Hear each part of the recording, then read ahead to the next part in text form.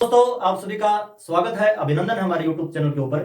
आज अपन राजस्थान की जो स्थापत्य कला है उससे जुड़े हुए एक बहुत ही ज्यादा प्रसिद्ध स्तंभ जिसे अपन विजय स्तंभ बोलते हैं उसके बारे में, उससे जुड़ी हुई सारी चीजें जहां से परीक्षा में अक्सर परीक्षा में प्रश्न वो आता रहता है। ठीक है, स्थापत्य कला में चाहे बावड़ियां हो, चाहे किले हो यहाँ के, चाहे महल हो, चाहे मंदिर हो, राजस्थान में नहीं विश्व में भी वो अपना एक अलग स्थान वो रखते हैं। तो आज अपन विजय स्तंभ से जुड़ी हुई सारी चीजें वो कवर करने वाले हैं छोटे से वीडियो में। अपना मुख्य जो पॉइंट है वो है विजय स्तंभ। विजय स्तंभ की बात करें सबसे पहले तो ये कब बनवाया गया, तो कब का आंसर क्या होगा, विजय स्तंभ का निर्माण हो कब हुआ, तो 1440 में इसका काम हो स्टार्ट हुआ और 1448 तक हो इसका काम पूरा हो। यानी कब का आंसर क्या हो गया, 1440 से लेकर 1448 तक इसका काम हो पूरा हुआ। बात अगर विजय स्तंभ की कुल मंजिलों की करें, कुल मंजिल कितनी है, तो विजय स्तंभ में कभी गए होंगे तो आपने देखे होंगे कि वहां पे 9 मंजिला इमारत है। 9 मंजिला क्या है कि टावर है। तो विजय स्तंभ कुल कितने मंजिला है, 9 मंजिला है।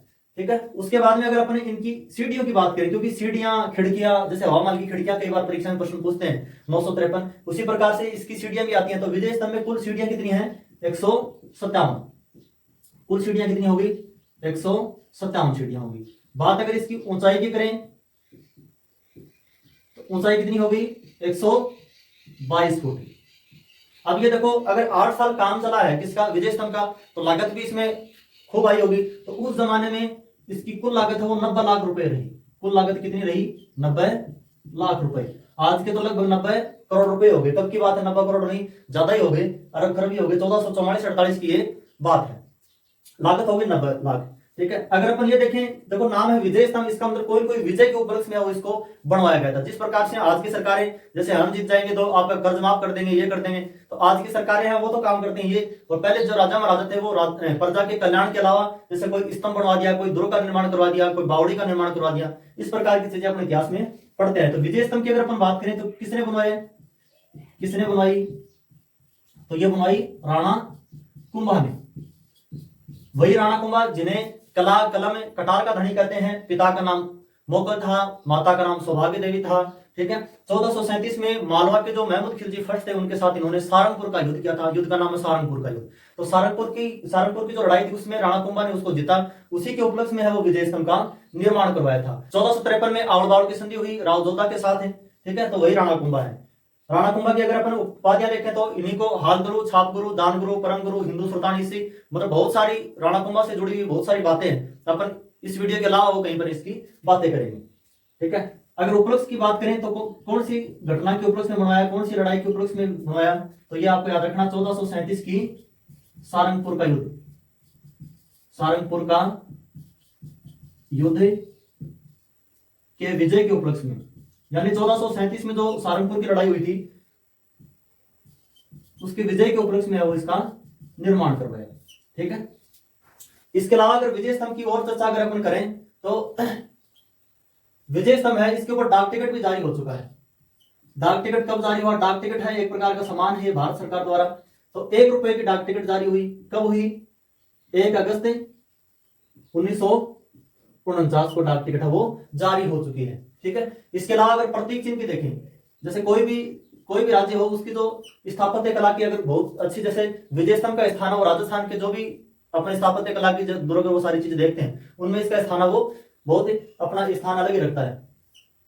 तो प्रतीक चिन्ह की अगर अपन बात करें तो एक तो राजस्थान पुलिस का लोगो, राजस्थान पुलिस के अलावा जो राजस्थान माध्यमिक शिक्षा बोर्ड है, राजस्थान माध्यमिक शिक्षा बोर्ड, उसका प्रतीक चिन्ह भी विजय स्तंभ है। इसके अलावा जेके सीमेंट का भी क्या लोगो, उसमें भी क्या है, विजय स्तंभ है। तो प्रतीक चिन्ह की बात करें तो 3 हो गए, राजस्थान पुलिस, राजस्थान माध्यमिक शिक्षा बोर्ड, इसके अलावा जेके सीमेंट।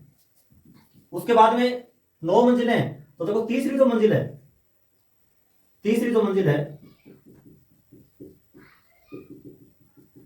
तीसरी मंजिल के ऊपर 9 बार अल्लाह नाम लिखा हुआ है, 9 बार अल्लाह नाम लिखा है। इसके बाद में अगर 5वीं मंजिल की बात करें तो 5वीं मंजिल के ऊपर जो इसके वास्तुकार है, प्रमुख वास्तुकार, जैसे कौन कौन है, जत्ता हो गए, पुंजा हो गए, नापा हो गए, पोमा हो गए, इन चारों का नाम वो कौन सी मंजिल के ऊपर लिखा हुआ है, 5वीं मंजिल के ऊपर लिखा हुआ है।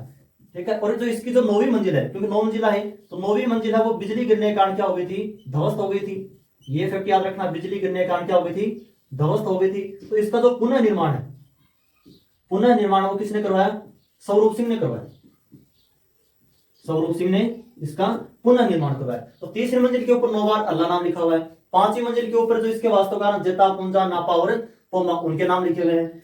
9वीं मंजिल जो बिजली गिरने के कारण ध्वस्त हो गई थी, उसका पुनः निर्माण वो किसने करवाया, स्वरूप सिंह ने करवाया। इसके अलावा अगर इसके उपनाम देखें, इसके बाद में इसके उपनाम देखते हैं, तो सबसे पहला उपनाम वो विष्णु ध्वज है, क्योंकि ये जो स्तंभ है ये भगवान विष्णु को समर्पित है। हवा महल है वो भगवान कृष्ण को समर्पित है। विष्णु ध्वज के अलावा इसे कीर्ति स्तंभ भी बोलते हैं। कीर्ति यानी प्रसिद्धि। कीर्ति स्तंभ के अलावा इसे भारतीय मूर्तिकला का विश्वकोश बोलते हैं। भारतीय मूर्तिकला का विश्वकोश, ठीक है, विश्वकोश बोलते हैं। इसके अलावा इसे हिंदू मूर्तियों का अजायब घर भी कहते हैं। मूर्तियां बहुत ज्यादा हैं, हिंदू मूर्तियों का अजायब घर भी बोलते हैं। इसके अलावा इसे गरुड़ ध्वज भी कहते हैं।